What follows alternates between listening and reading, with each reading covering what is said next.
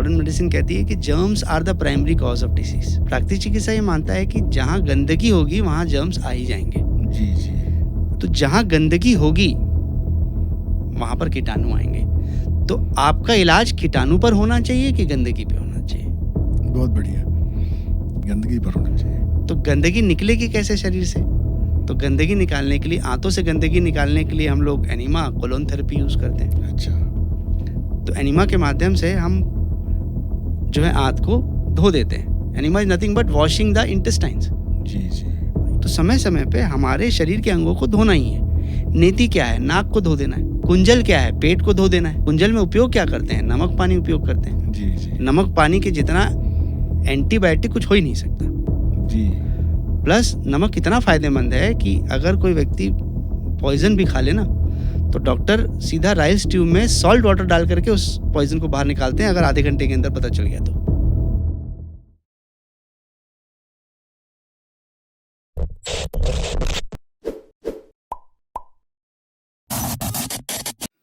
प्यारे दर्शकों नमस्कार। सिब्बल फाउंडेशन के टॉक नाउ के इस शो में आपका स्वागत है। और आज हमारे बीच में नेचुरोपैथी के डॉक्टर विवेक भारती उपस्थित है। मैं आपका हार्दिक स्वागत करता हूं डॉक्टर विवेक भारती। नमस्ते सर। डॉक्टर विवेक भारती राजीव गांधी यूनिवर्सिटी बेंगलोर से नेचुरोपैथी और योगिक साइंस में ग्रेजुएशन किया और उसके बाद आपने लगातार लोगों की सेवा करते करते रायपुर में आए और रायपुर में आपने नेचुरोपैथी का हॉस्पिटल खोल करके यौगिक साइंस में और नेचुरोपैथी में उल्लेखनीय काम कर रहे हैं। तो मैं डॉक्टर विवेक भारती जी से जानना चाहूँगा कि सर आपकी शिक्षा दीक्षा, बाल्यकाल और आपका परिवार कहाँ से है और आप अपने बारे में विशेष बताना चाहेंगे? जी, बहुत बहुत धन्यवाद अजय जी। सबसे पहले मैं आपको धन्यवाद देता हूँ कि आपने मुझे इस वार्ता के लिए आमंत्रित किया। धन्यवाद। और मेरा प्रयास रहेगा कि आज की इस वार्ता के माध्यम से हम लोगों को जागृत करें, जी जी। स्वस्थ रहने की कला सिखाएं। जी जी। मेरा जन्म रायपुर शहर में ही हुआ और मेरे पिताजी दुर्गा कॉलेज में कार्यरत थे। जी। वहाँ पर वो इकोनॉमिक्स डिपार्टमेंट्स में एचओडी के रूप में कार्यरत थे। उनकी इच्छा थी कि वो प्राकृतिक चिकित्सक बने, जी। पर जब वो अपनी इच्छाएं उस रूप में पूरा नहीं कर पाए तो उन्होंने हम दोनों भाइयों में ये इच्छा रखी कि भाई आपको प्राकृतिक चिकित्सक बनना है। जी। तो स्कूली शिक्षा खत्म होने के बाद मैंने कर्नाटका में जी। धर्मस्थला करके स्थान है, जी। वहाँ से मैंने अपना ग्रेजुएशन कंप्लीट किया, जो कि 5.5 वर्ष का ग्रेजुएशन कोर्स था। जी। BNYS, जी। Bachelor of naturopathy and yogic science. Science. और ये Rajiv Gandhi university of health science Bangalore से एफिलिएटेड कॉलेज था। जी। BNYS 2001 में पूर्ण करने के बाद मेरे पिताजी ने मुझे वापस रायपुर आने के लिए कहा कि बड़ी अच्छी बात तो ये थी कि उनको इस बात की खुशी थी कि मेरी जॉब मेरे ही कॉलेज में लग गई थी, मेरी वाह! हॉस्पिटल में लग गई थी। जी जी। बट उन्होंने कहा कि मैं चाहता हूँ कि आप अभी नौकरी ना करें और यहीं पर आ जाएं और यहीं पर कार्य करें। तो मेरा आना एक चैलेंज इसलिए था क्योंकि हमारे पास कोई भी व्यवस्था नहीं थी। जी जी। एक छोटा सा सामान्य छोटा सा घर था और सबसे बड़ा चैलेंज होता है कि उस जगह पे हम कैसे शुरू करेंगे। जी। तो वापस आने के बाद मेरे घर के ठीक सामने एक हेल्थ वॉच करके एक स्वास्थ्य केंद्र था। जी। तो वहाँ उन्होंने मुझे आमंत्रित किया ग्रुप फिटनेस डायरेक्टर के रूप में जी। और मैंने वहाँ पर अपनी जर्नी शुरू की। लोगों को मैंने योगा सिखाना शुरू किया, एरोबिक्स सिखाना शुरू किया, स्वास्थ्यवर्धक आहार के बारे में बताना शुरू किया। तो एक अच्छा ब्रेक मुझे वहाँ मिला। 6 महीने बाद मुझे नगपुरा दुर्ग के पास में जो है वहाँ जी। पर प्राध्यापक के रूप में नौकरी मिली। वहाँ का नया कॉलेज खुला नेचुरोपैथी एंड योगा का, यही 5.5 वर्षीय, जी जी। जो कि उस समय रविशंकर शुक्ल यूनिवर्सिटी से था। तो वहाँ पर मुझे आमंत्रित किया गया। मैंने वहाँ पर लगभग 2 साल काम किया। बट फिर उन्होंने मुझसे कहा कि आप वहाँ प्राचार्य बन जाएं। जी जी। मेरा प्रमोशन करने की बात कही तो जी। मेरे पिताजी ने कहा कि हमें जो भी कार्य करना है वो रायपुर में ही रह के करना है। और जी। मैं आना जाना किया करता था रायपुर से नगपुरा, जो लगभग जी। 55 किलोमीटर था। जी जी। तो उनकी शर्त ये थी कि मैं वहीं रहूं उस कैंपस में। तो चूँकि मेरे लिए संभव नहीं था तो जी मैंने यहीं रायपुर में रहना उपयुक्त समझा। और उसके बाद फिर मैंने एक ही चीज़ सोची कि अब मुझे अपना केंद्र बनाना है। और फिर वक्त के साथ आज हम उस मुकाम पर पहुँचे हैं जहाँ हम लोगों को योग, प्राकृतिक चिकित्सा, फिजियोथेरेपी और आहार के माध्यम से स्वस्थ रहने की विद्या सिखा रहे हैं। तो आप विवेक जी नेचुरोपैथी में इतना अनुभव लेने के बाद अपने केंद्र में जो सेवाएं दे रहे हैं, वो नेचुरोपैथी किस तरह से काम करता है मरीजों के लिए? जी, देखिए प्राकृतिक चिकित्सा का जो प्रमुख सिद्धांत है जी वो यह है कि शरीर का शुद्धिकरण होना चाहिए। जी हम शरीर को शुद्ध करने के लिए समय समय पर ऐसी क्रियाएं बताते हैं जिसके माध्यम से शरीर की सारी अशुद्धियां, गंदगी वो निकल जाती है। अच्छा। हमारा शरीर बना हुआ है पंच तत्वों से, जी पृथ्वी, आप, तेज, जी वायु, जी आकाश। जी तो जिन तत्वों से हमारा शरीर बना हुआ है उन्हीं से उपचार को प्राकृतिक चिकित्सा कहते हैं। जी जी पर अभी जन सामान्य में सवाल उठेगा कि पृथ्वी मतलब मिट्टी, पानी, धूप, हवा से इलाज होता कैसे होगा? जी जी एक सामान्य व्यक्ति तो यही जी सोचेगा कि भाई इससे उपचार कैसे होगा? तो उसके लिए बताया गया जो मिट्टी तत्व हैं उसके माध्यम से हम लोग मिट्टी चिकित्सा करते हैं। जी उसके बहुत सारे लाभ हैं शरीर पर। दूसरा, आहार जो है हमारा मिट्टी से आता है, जी तो आहार चिकित्सा जो है वो उस मिट्टी तत्व में आता है। तीसरा, जो मर्दन क्रिया है, मालिश जो जी है, अब कुम्हार जो है मिट्टी को रौंदता है, अलग अलग आकार देता है, तो जो मालिश की क्रिया है वो भी वहीं से आई है। अच्छा। तो पृथ्वी तत्व से ये प्रमुख 3 चिकित्साएं हैं, मिट्टी चिकित्सा, आहार चिकित्सा और उसके साथ साथ मालिश चिकित्सा। जी साथ साथ उसमें चुंबक चिकित्सा भी आती है। जी जल तत्व से जल चिकित्सा होती है जिसे हम आम भाषा में हाइड्रोथेरेपी कहते हैं। अच्छा। तो पानी के तीनों टेम्परेचर, मतलब कोल्ड और नॉर्मल टेम्परेचर और गैस, इनके प्रभाव को शरीर पर उपयोग किया गया है। तीसरा है जो कि अग्नि है, तो अग्नि के लिए हमने सूर्य किरण चिकित्सा मतलब सन बाथ के बारे में बताया, जी जी क्योंकि अग्नि का सोर्स ही सन है। जी चौथा वायु तत्व, तो वायु तत्व के लिए योग चिकित्सा बताई गई, अच्छा।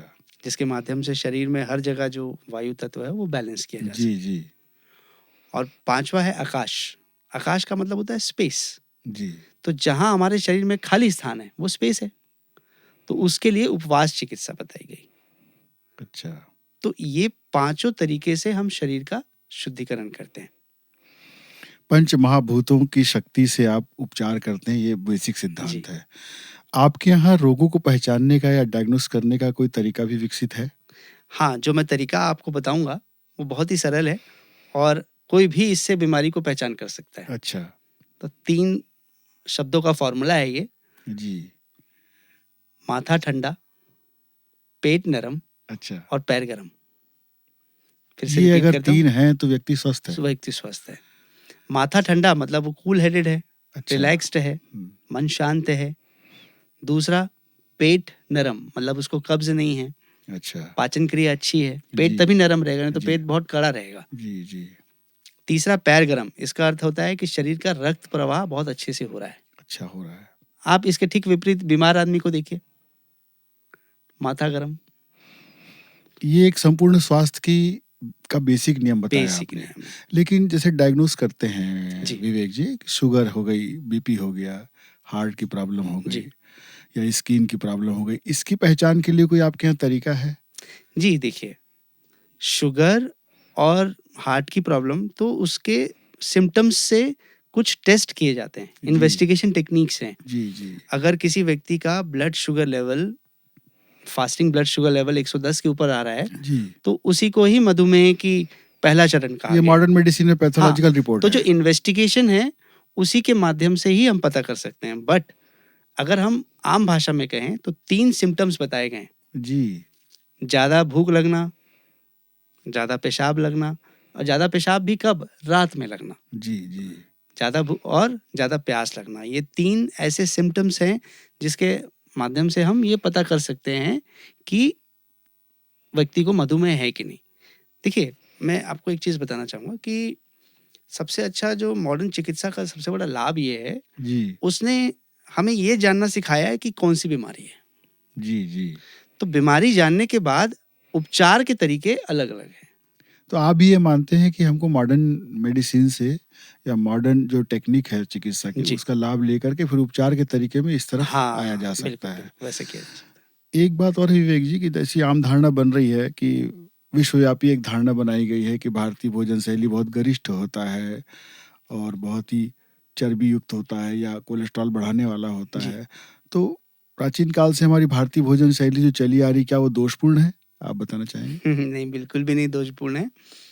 बल्कि देखिए, जो नेशनल इंस्टीट्यूट ऑफ न्यूट्रिशन जी, जो कि हैदराबाद में है, वो जो फूड का पिरामिड बना के देता है, जी, उस फूड के पिरामिड में उसने स्पष्ट कहा है कि भोजन का जो मेल है, संतुलन है, जी, वो कैसे आएगा। तो उन्होंने कहा कि हमने न्यूट्रिशन में अपने भोजन को लगभग 6 हिस्सों में बाँटा, जी, जिसको हम बोलते हैं मैक्रो न्यूट्रिएंट्स और माइक्रो न्यूट्रिएंट्स। जी, जी, मैक्रो में आते हैं कार्बोहाइड्रेट्स, जी, प्रोटीन और जी, फैट, जी, और माइक्रो में आते हैं विटामिन्स, मिनरल्स। जी, इसके अलावा पानी एक सामान्य न्यूट्रिशन है।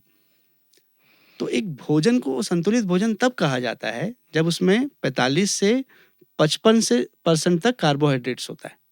अच्छा, दूसरा, उसमें 25 से 30% तक प्रोटीन होता है। एक संपूर्ण भोजन हाँ, में, संपूर्ण। पौष्टिक भोजन में। और उसमें 15 से 20% फैट होना चाहिए। तो अगर आप इस लॉजिक को समझेंगे तो सबसे ज़्यादा मात्रा में कार्बोहाइड्रेट्स ही हैं।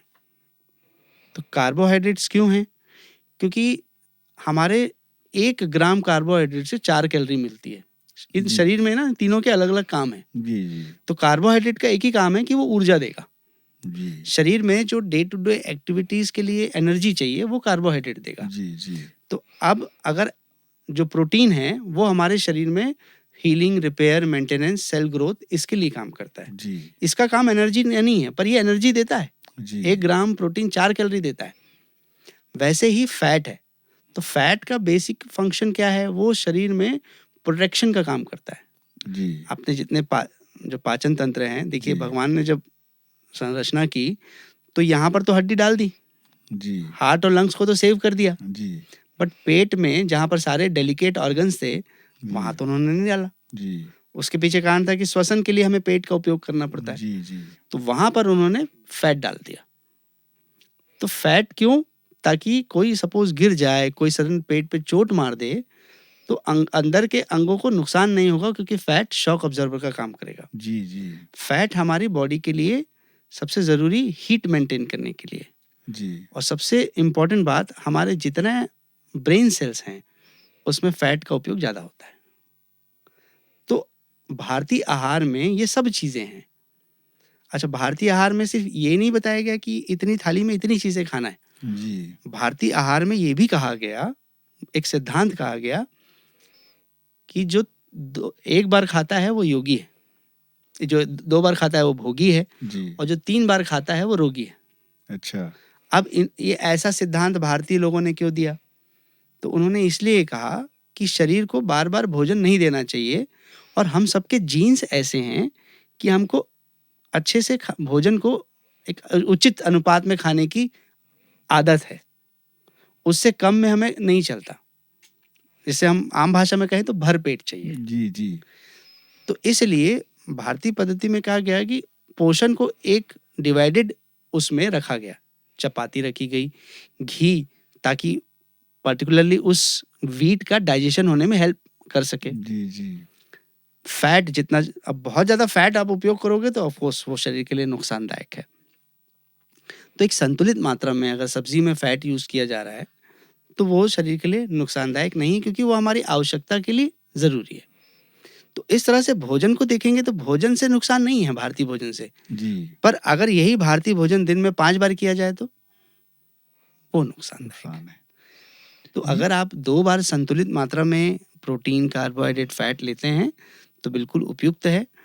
पर चूंकि हमने पाश्चात्य संस्कृति के भोजन शैली को अपना लिया, जी, जहाँ ब्रेकफास्ट, लंच, डिनर और इसके बीच में mid morning snacks, evening snacks, तो कहीं ना कहीं मुझे ऐसा लगता है कि हमारी क्वांटिटी ज़रूरत से ज़्यादा हो जा रही है। इस अधिक भोजन के कारण ही ये सब बीमारियां हो रही हैं, ऐसा मान सकते हैं? हाँ, बिल्कुल ऐसा मान सकते हैं कि अगर एक तो इम्बैलेंस क्रिएट हुआ, जी, अगर कोई व्यक्ति ज़्यादा मात्रा में प्रोटीन खा रहा है, ज़्यादा मात्रा में फैट खा रहा है, तो वो बॉडी के लिए बैलेंस नहीं है। जी, भई हम बिल्डिंग का निर्माण करते हैं, तो निश्चित मात्रा में रेती, गिट्टी और सीमेंट लगना है। जी, जी, ऐसा तो नहीं कि हम गिट्टी ज़्यादा कर देंगे और रेती ज़्यादा कर देंगे। तो अनुपात तो बिगड़ गया, तो बिल्डिंग का तो स्ट्रक्चर डिस्टर्ब हो जाएगा। जी, जी, तो वैसे ही पहली चीज़ तो भोजन की अधिकता। भोजन की अधिकता होने से समस्या क्या है? समस्या ये है कि अगर हमारे शरीर में सबसे ज़्यादा ऊर्जा खर्च होती है, जी। तो वो बोलने में और भोजन पचाने में। विवेक जी, जैसा कि भारत में डायबिटिक जी। बढ़ रहे हैं बहुत ज़्यादा, तो शुगर के मरीजों के लिए आपकी नेचुरोपैथी में क्या आदर्श आचार संहिता है कि शुगर कंट्रोल रहे, बताना चाहेंगे? जी। देखिए, मुख्य चीज़ हमें ये समझना होगा कि जो शुगर का कारण है, जी, शुगर का कारण यही इसलिए होता है कि जब व्यक्ति ज़रूरत से ज़्यादा भोजन कर रहा होता है जी, और उस अनुपात में शारीरिक श्रम नहीं हो रहा होता है, जी, या फिर तनाव की स्थिति से वो ज़्यादा गुज़र रहा हो, तो ऐसी स्थिति में उसके शरीर में ज़्यादा मात्रा में शर्करा मतलब ग्लूकोज़ जो है, शुगर है, वो बढ़ जाती है। यदि कोई खिलाड़ी है जी। और बहुत फिजिकल एक्टिविटी में हुँ। लगा हुआ है जी, और तनाव भी है, जी। तो क्या उसको शुगर हो सकती? चांसेस कम रहेंगे। अच्छा, फिज़िकल एक्टिविटी करने वालों को डायबिटीज़ होने के चांसेस कम रहती कम है, रहेंगे, तनाव के बावजूद। तनाव के बावजूद। लेकिन यदि फिजिकल एक्टिविटी कम है और हुँ। तनाव ज़्यादा है, तो शुगर हाँ, निश्चित रूप से होने की पूरी संभावना है। अगर हो गया तो फिर उसके लिए बहुत ज़रूरी उपाय आप बताएँगे तो बड़ा हाँ, उसके लिए ज़रूरी उपचार देखिए, जहाँ से सबसे पहले तो हमें ऐसे भोज्य पदार्थ लेने होंगे जिससे हमारा रक्त का जो शुगर है वो तुरंत ना बढ़े। तो हमें शुरुआत करनी होगी ऐसी चीज़ों से, सलाद से, अंकुरित अनाज से, जो इमीडिएटली शुगर रेज़ नहीं करता अच्छा, और फाइबर युक्त चीज़ें उसमें होती हैं। फिर जो भोजन है उसकी मात्रा को संतुलन में रखना पड़ेगा। भई शुगर मतलब आएगा कहाँ से? हर दिन एक शुगर के मरीज को इस तरह का भोजन लेना पहले ज़रूरी है, हाँ, इनफैक्ट शुगर के मरीज़ को ही नहीं, मुझे ऐसा लगता है अगर स्वस्थ रहना है, तो इसको अपनाना तो पड़ा। इसको अपनाना पड़ेगा। स्वस्थ रहने के सिद्धांत प्राचीन काल से लेकर अब तक वैसे ही के वैसे जी, ही हैं। जी, जी। क्योंकि सूर्य को हम नहीं बदल सकते, पानी को हम नहीं बदल सकते, तो सिद्धांत कैसे बदलेंगे? जी, जी। तो इसलिए 2 बार का भोजन और वो भी संतुलित मात्रा में और शरीर का अधिक से अधिक उपयोग करना, चाहे पैदल चलने के रूप में, जी। चाहे व्यायाम के रूप में, चाहे योग अगर जोड़ सकते हैं तो योग के रूप में, तो इन सब का संतुलन ही उन्हें मधुमेह से ठीक कर सकता है। मधुमेह तो बीमारी नहीं है एक्चुअली, तो डायबिटीज़ ये एक रिवर्स सिम्पटम हो है। सकती है? बिल्कुल हो सकती है, अगर व्यक्ति चाहे, जी। तो ऐसे कई लोग हैं जो शुरुआत में डायबिटीज़ से डायग्नोज़ हुए और सही जीवन शैली से, मार्गदर्शन से, भोजन शैली से अब वो इस एक्चुअली ये रोग नहीं है, ये सिम्पटम है। अच्छा, अच्छा। शुगर टाइप 2 डायबिटीज़ ठीक हो सकती है अगर टाइप इस 2 है डायबिटीज़ ठीक ना? हो सकती है। टाइप 1 डायबिटीज़ देखिए उसमें शरीर प्रॉपर मात्रा में इंसुलिन बना नहीं रहा है। जी, जी। वो कुछ ऐसी डिसऑर्डर है जहाँ पैनक्रियाज़ उपयुक्त रूप से काम नहीं कर रहा है। जी, जी। तो ऐसी स्थिति में फिर आपको इंसुलिन देने की ज़रूरत होती है। अब इन्हीं बीमारियों के कारण किडनी इफ़ेक्ट हो जाती है, हार्ट इफ़ेक्ट हो जाता है। तो किडनी जैसे प्रभावित व्यक्ति है, उसके लिए क्या आप सलाह देना चाहेंगे? किडनी के मरीजों के लिए? जी, आपको जान कर के आश्चर्य होगा कि सबसे ज़्यादा किडनी का डैमेज जो होता है, वो ब्लड प्रेशर के हाई होने के कारण से होता है।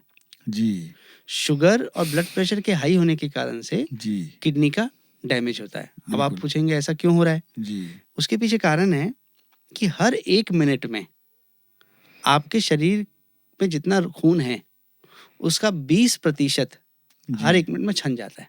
अच्छा, तो सोचिए कि अगर हमारा शरीर में 5 लीटर खून है, तो हर 1 मिनट में 1 लीटर शुद्ध हो जा रहा है। मतलब 5 मिनट में पूरा बॉडी एक बार अपने आप को पूरी तरह से क्लीन कर ले रहा है। तब तो गंदगी बाहर जी, निकल रही जी, है। जी, पर मान लीजिए कि अगर किसी व्यक्ति की जीवन शैली ठीक नहीं है, जी, दूसरा तनाव बहुत अधिकतम है, जी, तीसरा वो किसी तरह का शारीरिक व्यायाम नहीं करता,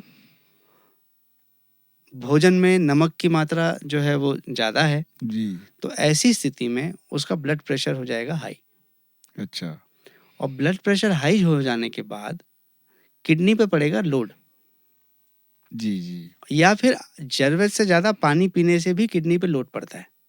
जी अगर कोई व्यक्ति को, सामान्य व्यक्ति को 3 लीटर पानी पीना चाहिए। जी पानी के साथ क्या कहा गया अजय जी कि ना पानी माइनस में होना चाहिए ना प्लस में होना चाहिए। अच्छा, अब ये लोगों के मन में है कि ज़्यादा पानी पीना चाहिए। हाँ, ये अवधारणा इसलिए समझनी होगी कि अगर हम ज़्यादा पानी पिएंगे तो जी ब्लड वॉल्यूम बढ़ जाएगा। जी मान लीजिए ब्लड वॉल्यूम सामान्यतः 5 लीटर का होता है और मैंने उस दिन 8 लीटर पानी पी लिया, तो मेरा ब्लड, वो पानी कहीं ना कहीं एब्जॉर्ब होकर मेरे खून में ही आने वाला है जी जी जी और खून से जाके किडनी में जाके छन्ने जाने वाला है। जी जी तो 5 litre plus 7 litre, 8 litre extra गया, मतलब मेरे किडनी को कितनी मेहनत करनी है, मेरे हार्ट को कितनी मेहनत करनी है।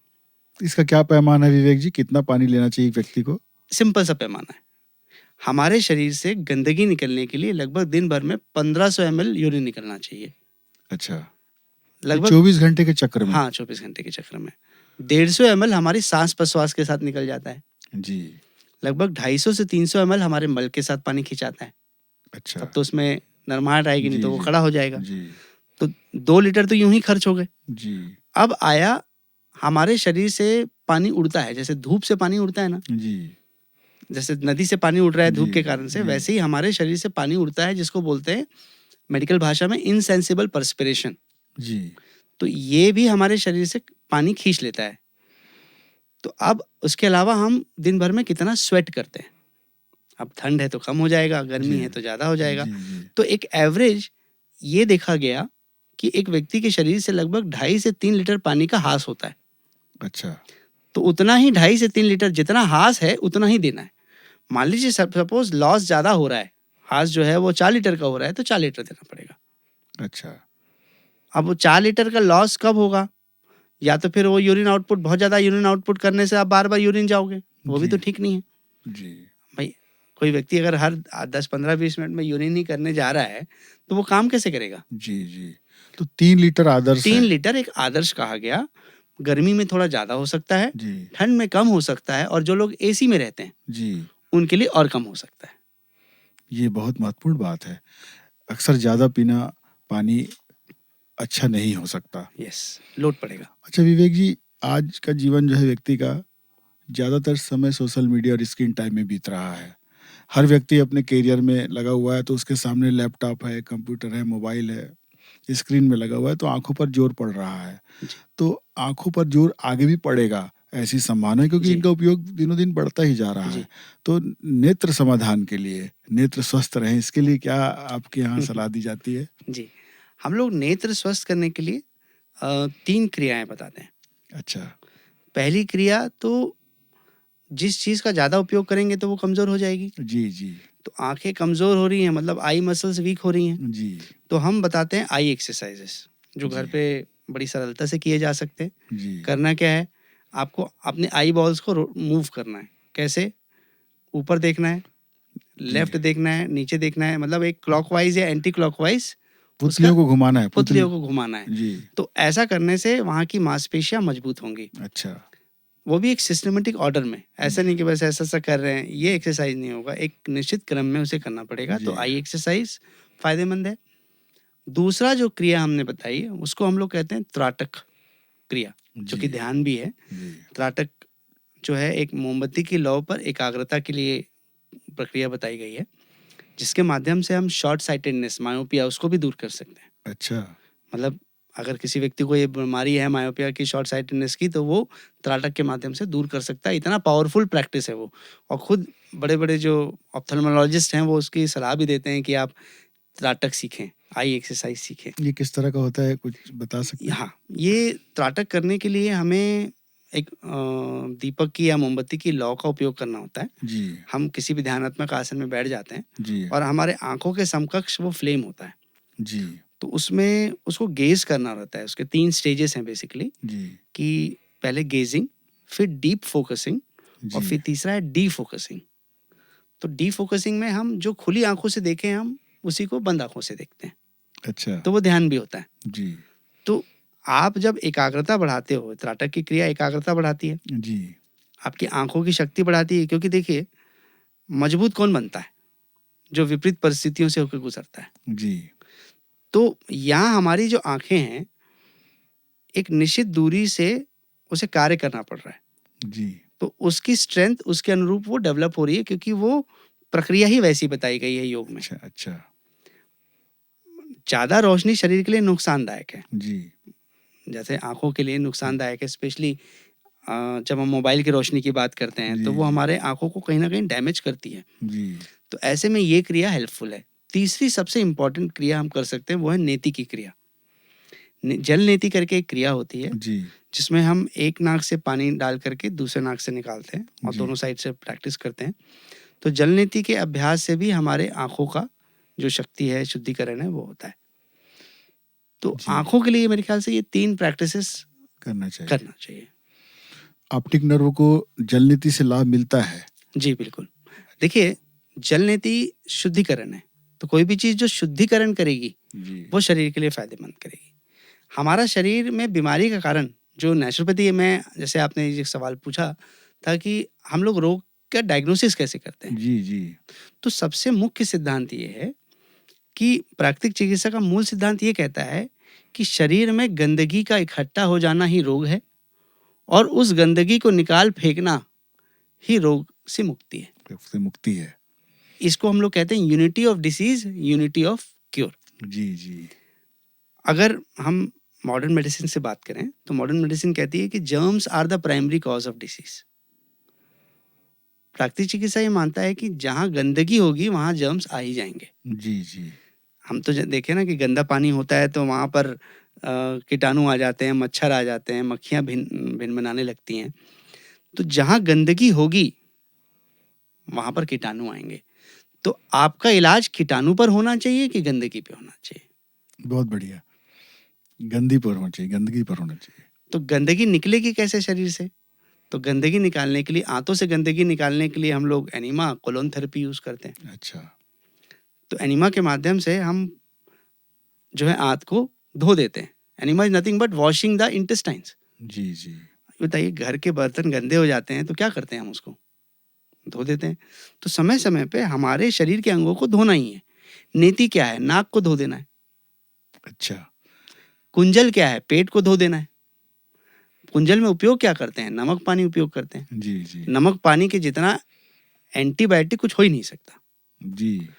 प्लस नमक इतना फायदेमंद है कि अगर कोई व्यक्ति पॉइजन भी खा ले ना, तो डॉक्टर सीधा राइस ट्यूब में सॉल्ट वाटर डाल करके उस पॉइजन को बाहर निकालते हैं, अगर आधे घंटे के अंदर पता चल गया तो सोच लीजिए कि पॉइजन को निकालने के लिए भी नमक का उपयोग किया जाता है। तो नमक तो पानी कुंजल क्रिया में उपयोग होती है। तो पेट की सफाई है, वो इरिगेशन ऑफ द तो स्टमक है। इसमें नमक की मात्रा भी बहुत हाँ, एक निश्चित मात्रा में। देखिए, जब हम करते हैं तो 1 गिलास पानी में लगभग आधा से 1 चम्मच नमक की ज़रूरत पड़ती है। और आज आपने एक चीज़ पूछी थी कि लोग किडनी डैमेज से फ़ोकस हो रहे जी। हैं, जी। तो उसके पीछे कारण नमक की अधिकता भी है। जी। हमारे शरीर की आवश्यकता, एक सामान्य व्यक्ति की आवश्यकता 1 चम्मच नमक की है, जो लगभग 5 ग्राम के आसपास होता है, जिसमें 2300 mg सोडियम होना चाहिए। जी। जी। सोडियम की जो मात्रा बताई गई। तो अब हम नमक अगर रोज प्रतिदिन 15 ग्राम 20 ग्राम खाएंगे, ये तो आर्टिफिशियल नमक हो गया ना। जी। जी। टोटल नमक ही 5 ग्राम चाहिए। जी। अब मैं जो चावल खाता हूँ उसमें भी नमक है, जो सब्जियां खाता हूँ उसमें भी नमक है, जो फल खाता हूँ उसमें भी नमक है। सोडियम क्लोराइड तो सब में है ना। अच्छा। तो इसके अलावा जो मैं अलग से स्वाद के लिए जो नमक डालता हूँ, तो जी। मेरे शरीर में जब ज्यादा मात्रा में नमक होता है तो भी किडनी डैमेज हो जाती है। अच्छा। तो कहीं ना कहीं इसलिए तो कहते हैं ना, जो जी। हाइपरटेंशन के रोगियों को, कि ना भाई नमक कम खाओ आप, जी। जी। जी। क्योंकि फर्दर डैमेज किडनी को हो गया जी। तो रिवर्सिबल नहीं है फिर की, तो किडनी तो बदलने वाली स्थिति हो जाती है। विवेक जी, जैसा आपने बताया कि उपचार का तरीका अलग अलग है, तो क्या औषधि भी दी जाती है आपके यहाँ? दवाई भी दी जाती है किसी तकलीफ के लिए? जी, देखिए, प्राकृतिक चिकित्सा में ये कहा गया कि वैसे तो ये टोटली ड्रगलेस सिस्टम है, जी। जी। पर प्राकृतिक चिकित्सा में आहार ही औषधि है। अच्छा। और औषधि के रूप में हम आहार को ही संतुलित मात्रा में देते हैं। जी। मॉडर्न मेडिसिन के जो जनक हैं वो भी यही कहते हैं कि let food shall be a medicine and medicine shall be a food. जी। और एक प्रमुख लाइन जो सबको अच्छी लगेगी सुन करके, कि अगर आपको आपका भोजन अच्छा है तो आपको किसी दवा की जरूरत पड़ेगी ही नहीं। जी। जी। और आपका अगर भोजन ठीक नहीं है तो दवा कोई काम की भी नहीं। वाह। भोजन के प्रकारों में ऐसा भी कहा गया कि अलग-अलग भोजन जो होते हैं एसिडिक और अल्कलाइन वाले होते हैं। जी, तो एसिडिक और अल्कलाइन का हमारे स्वास्थ्य पर कैसा प्रभाव पड़ता है ज़रा बताना जी चाहेंगे? बिल्कुल। आज मुझे लगता है ये सबसे ज़रूरी सिद्धांत है जो लोगों को जानना चाहिए। भोजन का संतुलन करने के लिए हर व्यक्ति को, आपको पता है कि जो चीज़ 7 के ऊपर होती है, जी, वो अल्कलाइन होती है, 7 के नीचे एसिडिक होती है। ये किस तरह से समझाएँगे ये ज़रा? 7 पीएच बोलते हैं इसको। अच्छा, मतलब पीएच ऑफ द बॉडी जो होता जी, है, जी, वो एक न्यूट्रल पीएच को 7 कहा गया है। तो हमारा जी, ब्लड 7.4 पीएच पे रहता है। जी, और इस पीएच के अनुसार से अगर ब्लड, मतलब जहाँ पर सारा चीज़ का मूवमेंट होगा, जी, तो अगर ब्लड एसिडिक हो जाएगा, तो जो चीज़ें उसमें रहेंगी वो नष्ट हो जाएँगी। अच्छा, कैरियर क जो चीज़ कैरी कर रहा है, पोषण कैरी कर रहा है, जी, न्यूट्रिशन कैरी कर रहा है, जी, जी, तो इसलिए ब्लड का एल्कलाइन होना बहुत ज़रूरी है। अगर अच्छा, क्योंकि आप कोई चीज़ पानी में डालिए और कोई चीज़ एसिड में डालिए, तो बताइए क्या अंतर होने वाला है? बिल्कुल एसिड वाली चीज़ें खराब हो जाएँगी, मैं एक फल को अगर एसिड में डाल दूँ तो क्या होगा? खराब हो जाएगा, और अगर पानी में डाल दूँ तो ताज़गी रहेगी ताज़गी उसमें। रहेगी उसमें। तो इसलिए अल्कलिनिटी ऑफ द फूड सबसे इम्पोर्टेंट एस्पेक्ट है, जो सबसे ज़्यादा नेग्लेक्टेड है। अच्छा, इसको हम ऐसे समझ सकते हैं कि शरीर के भोजन में जी, 80% हिस्सा अल्कलाइन फूड का होना चाहिए, होना चाहिए और 20% हिस्सा एसिडिक एसिडिक, फूड का होना चाहिए। जी, तो अब आप सोचेंगे कि कौन-कौन से फूड अल्कलाइन है, कौन-कौन सा एसिडिक है? जी, एक सामान्य व्यक्ति कैसे समझेगा इस जी, चीज़ को? बिल्कुल, तो बहुत सीधा सिंपल सा सिद्धांत है। जो प्लांट सोर्सेज़ से चीज़ें आती हैं, वनस्पतियों से, वनस्पतियों से, वो सामान्यतः अल्कलाइन होती हैं, अच्छा, और जो एनिमल सोर्सेज़ से जो चीज़ें आती हैं, वो एसिडिक होती हैं। बट फिर भी मैं आपको एक पार्टीशन दे देता हूँ, समझा देता हूँ जी, कि सारे हरी साग-सब्जियाँ, जी, सारे फल, इनफैक्ट सिट्रस फल भी जो शरीर में जाके अल्कलाइन हो जाते हैं। अच्छा, हरी मूँग जो है वो, गुड़, छाछ, बटर मिल्क जिसको हम कहते हैं, जी, ये सब मेजर, और पानी, मेजर जी, अल्कलाइन चीज़ें हैं। अच्छा, और जितने भी नॉन-वेज फूड हैं, एग हैं, जितने भी मुख्य प्रमुख अनाज हैं, चावल, गेहूँ, नट्स, टी, कॉफ़ी, शुगर्स, मैदा, अचार, ये सब एसिडिक है। एसिडिक है, तो हमारे लिए ज़रूरी है कि हम भोजन को सही तरीके से कंबाइन करें। अगर कोई व्यक्ति 2 एसिडिक चीज़ें एक साथ लेगा तो एसिडिक ही बनेगा, जी, जी, और फिर वो अल्कलाइन वाटर पिएगा। जी, तो क्या फ़ायदा होगा अल्कलाइन वाटर का, जब भोजन ही एसिडिक है तो? जी, तो उसे बैलेंस करने के लिए इंडियन पद्धति का जो थाली है ना, जो जी, अपने इंडियन थाली की बात कर रहे थे, जी, जी, वो बिल्कुल संतुलन है। उसमें सलाद है, तो सलाद अल्कलाइन है। तो पहले अल्कलाइन, मतलब वहाँ अल्कलाइन रस बनने का मौका देता है वो। अच्छा, फिर रोटी को हम लोग सब्जी के साथ खाना प्रेफ़र करते हैं, तो रोटी एसिडिक है, पर सब्ज़ी अल्कलाइन है। वाह! और हम भारतीयों में कहा गया है कि दिन में 1 बार फल ज़रूर खाना चाहिए। जी, तो फल की विशेषता क्या है? वो अल्कलाइन है। तो अगर हमारे भोजन का 80% हिस्सा को हम अल्कलाइन बना लें, सभी फल उसमें आ जाते हैं? सभी फल आ जाते हैं। अच्छा, फलों का स्वभाव ही जी, अल्कलाइन है। अच्छा, तो इससे बड़ा फ़ायदा हमारे लिए क्या हो सकता है? जी, और अगर आज जैसे हम युवा पीढ़ी को देखते हैं जो फ़ास्ट फ़ूड और प्रोसेस्ड फ़ूड ज़्यादा खाते हैं, वो अगर दिन भर एसिडिक चीज़ें खाएँगे, तो उनका मस्तिष्क कैसा हो जाएगा? जी, एसिड में चीज़ें नष्ट होंगी, तो जी, पोषण भी नष्ट हो जाएगा। जी, जी, सब खाने के बाद भी कमज़ोरी लगेगी। जी, दूसरा, कि अगर हमारे शरीर में जितना भोजन जा रहा है, उससे पोषण नहीं मिल रहा है, जी, तो हमें लगेगा कि कुछ ना कुछ कमी है जी, भोजन में, तो हम और भोजन ग्रहण करने की कोशिश करेंगे। और उसका रिज़ल्ट बाद में चल कर के मोटापा, शुगर और अन्य रोग के रूप में होगा। जी, जी। तो इसका प्रतिशत क्या होना चाहिए अल्कलाइन और एसिडिक का? 80 और 20, 80 अल्कलाइन, और 20 20% एसिडिक। एसिडिक होना बट ठीक चाहिए। उल्टा हो रहा उल्टा हो रहा है विवेक जी। है। अच्छा विवेक जी, हमारे युवाओं को जो बड़ा संघर्ष के जी, दौर से गुजर रहे हैं, करियर का तनाव रहता है और वर्किंग प्लेस में भी बहुत जी, तनाव रहता है, तो फिजिकल एक्टिविटी बहुत कम हो जाती है। जी, तो उनके मानसिक स्वास्थ्य के लिए आप एक महत्वपूर्ण सुझाव देना चाहेंगे? बिल्कुल। मुझे लगता है आज के युवाओं को 2 चीज़ें समझने की ज़रूरत है। हर युवा चाहता है उनका मन शांत रहे। जी, तो मन को शांत करने के 2 तरीके हैं। जी, एक है ब्रूटल मेथड और एक है जेंटल मेथड। जी, अब आप बोलेंगे ब्रूटल मेथड क्या? जी, तो जितने भी तरह के नशे हैं, टी, कॉफ़ी, स्मोकिंग, अल्कोहल, चाय काफ़ी भी नशे में आ हाँ, जाता है। चाय, कॉफ़ी में नशे। जी, जी, tea, coffee, alcohol, smoking, drugs, psychotropic drugs, watching social media, अच्छा, अच्छा-अच्छा भोजन करना, जी, ये सारी चीज़ें brutal method of calming down the mind. अच्छा। तो जेंटल मेथड में 3 ही चीज़ें आती हैं, वो है योगा, स्पोर्ट्स और म्यूजिक। तो मन को हर कोई शांत करना चाहता है। बहुत अच्छी बात कही आपने। योग, खेल और संगीत। संगीत, ये मन को जेंटली शांत कर देते हैं और इनका नशा बुरा नहीं है। स्पोर्ट्स मज़ा ही आएगा, जी जी कुछ अच्छी फीलिंग ही देगा। योग से जीवन सुधर जाएगा। जी और संगीत तो हर कोई पसंद करता ही है, क्योंकि वो जी। हमारे इमोशंस को प्रदर्शित करता है। जी जी पर ये जो दूसरे व्यसन हैं जो आज का युवा अपनाता है, जो शॉर्टकट्स हैं बेसिकली, जी जी तो उससे बाहर आने के लिए, देखिए मुझे ऐसा लगता है कोई भी आदत को छोड़ना दुनिया का सबसे मुश्किल काम होता है। जी तो बुरी आदत को छोड़ने की बजाय जी उसके अगेंस्ट एक अच्छी आदत को खड़ा करना शुरू करना चाहिए। तो जब हम अच्छी आदत खड़ी करते जाएंगे तो जी बुरी जी आदत धीरे धीरे अपने आप हो जाएगी। तो युवाओं से मैं ये कहना चाहूँगा कि वो जो लोग आज प्लेजर ईटिंग करके अपने तनाव को दूर करने की कोशिश कर रहे हैं, जी जी डोपामिन युक्त फूड खा रहे हैं जो कि प्लेजर हार्मोन है, जी जी आइसक्रीम में बहुत प्लेजर मिलता है, जी सारे फास्ट फूड में बहुत प्लेजर मिलता है, जी तो उसकी बजाय वो कुछ, अगर उनको कोई भी स्पोर्ट्स एक्टिविटी पसंद है, डांसिंग एक्टिविटीज़ पसंद हैं, साइकिलिंग, रनिंग, जी ऐसी चीज़ें पसंद है, म्यूज़िक पसंद है, तो वो उससे जुड़ें।